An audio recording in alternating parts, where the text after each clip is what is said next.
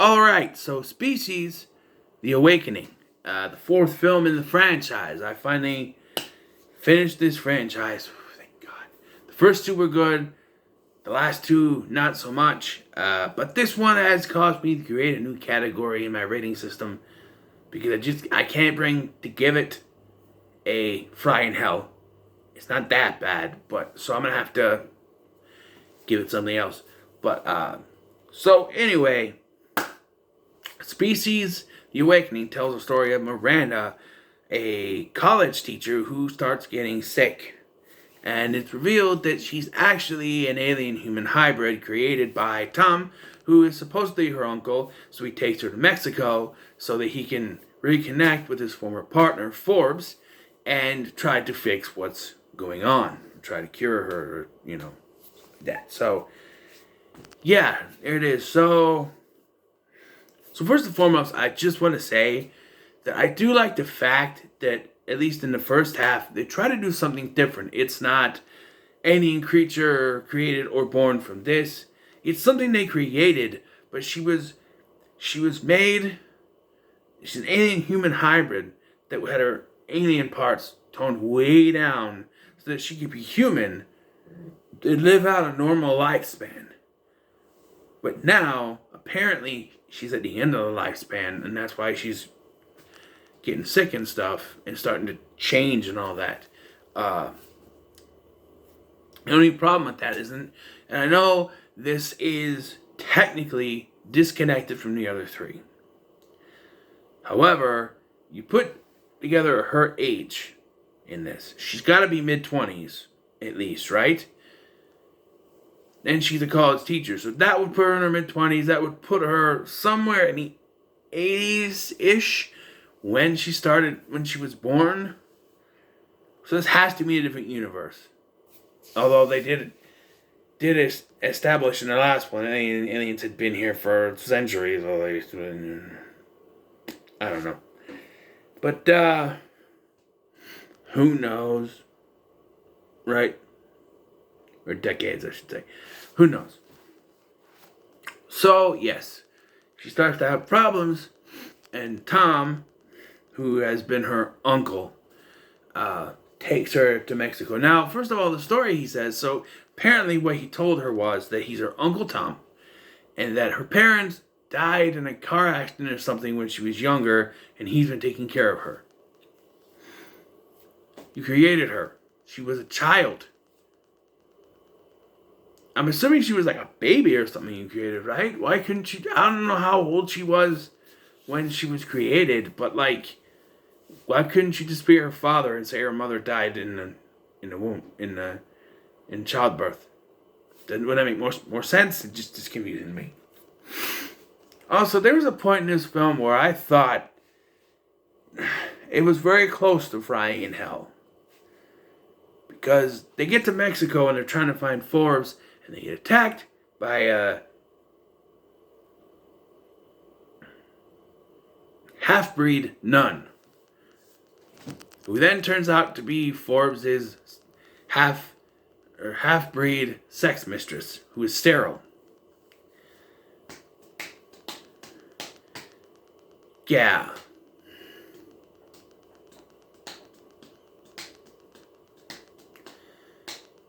Yeah, it's really weird. I'm like, oh, come on, this is. But it does get kind of better.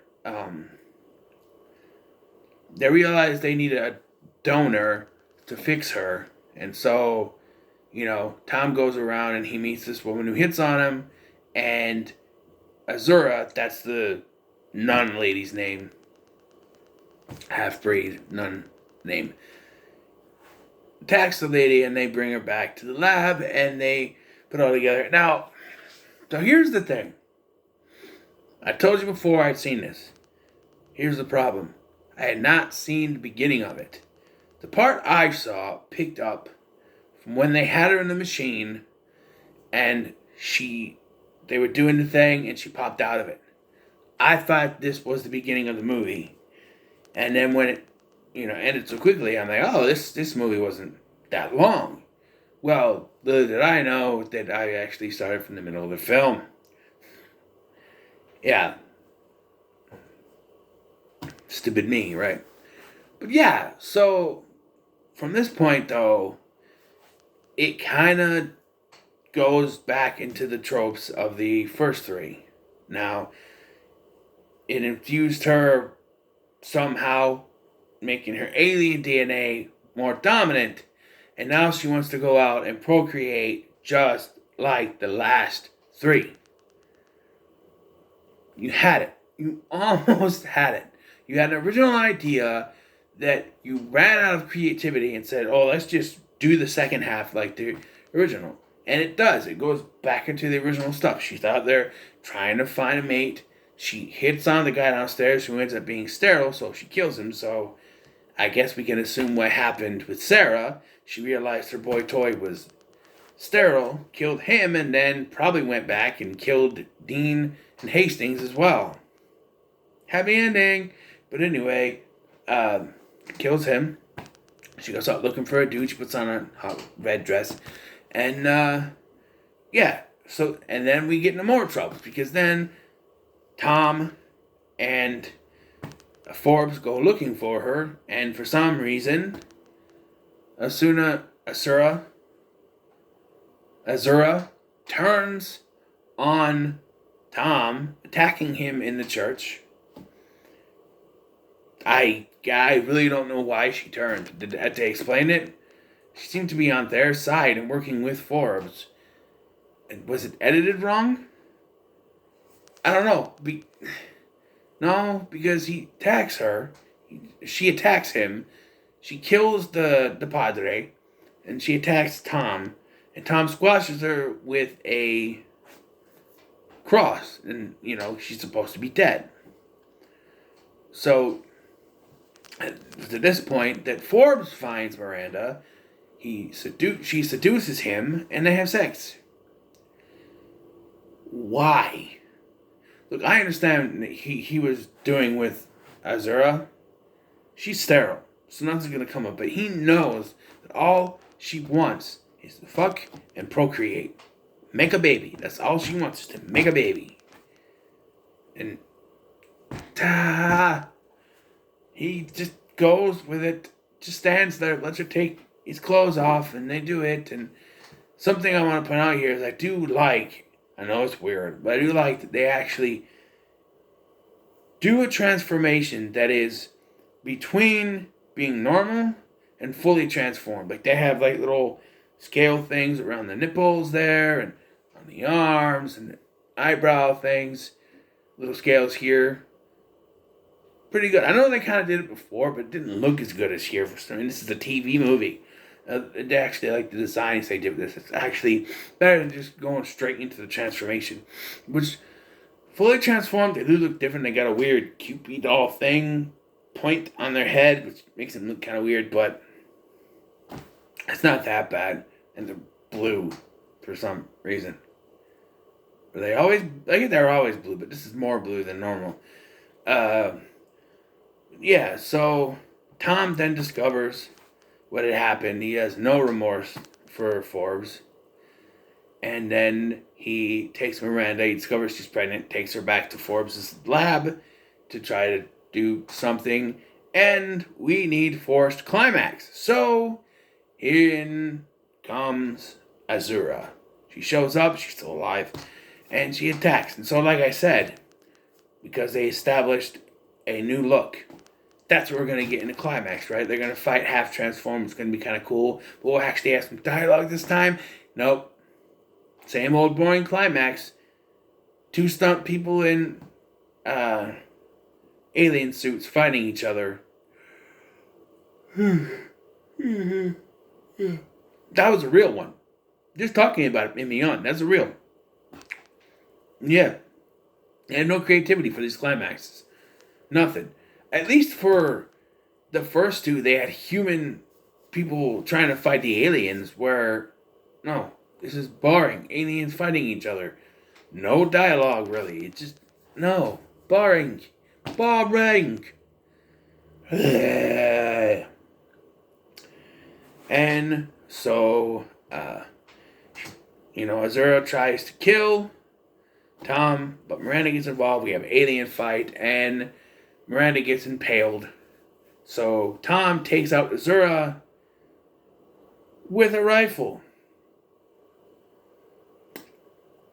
Shotgun.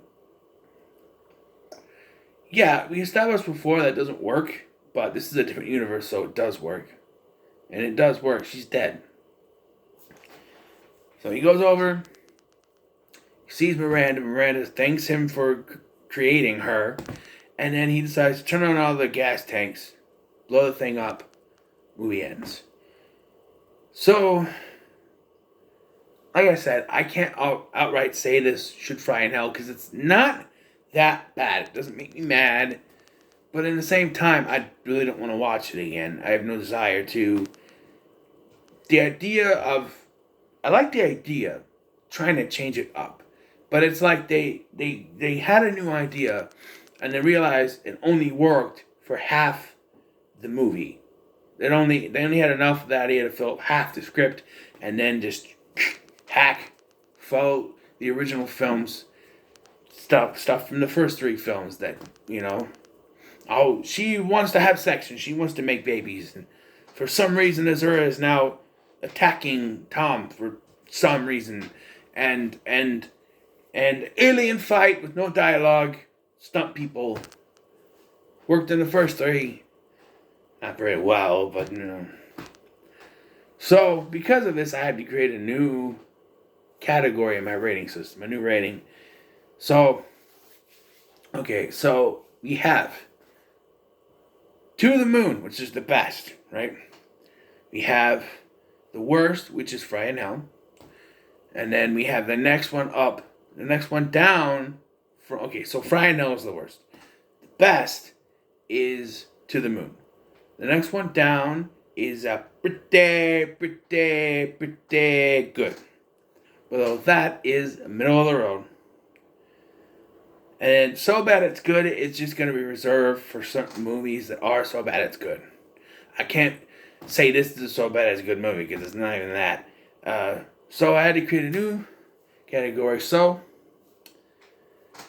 quite simply, Species: The Awakening is not worth your time. I said it. So what are your thoughts on Species: The Awakening? Let me know in the comments below. Make sure to like, share, and subscribe. Thank you for watching. I've been Scotty, and I'll see you in the next one.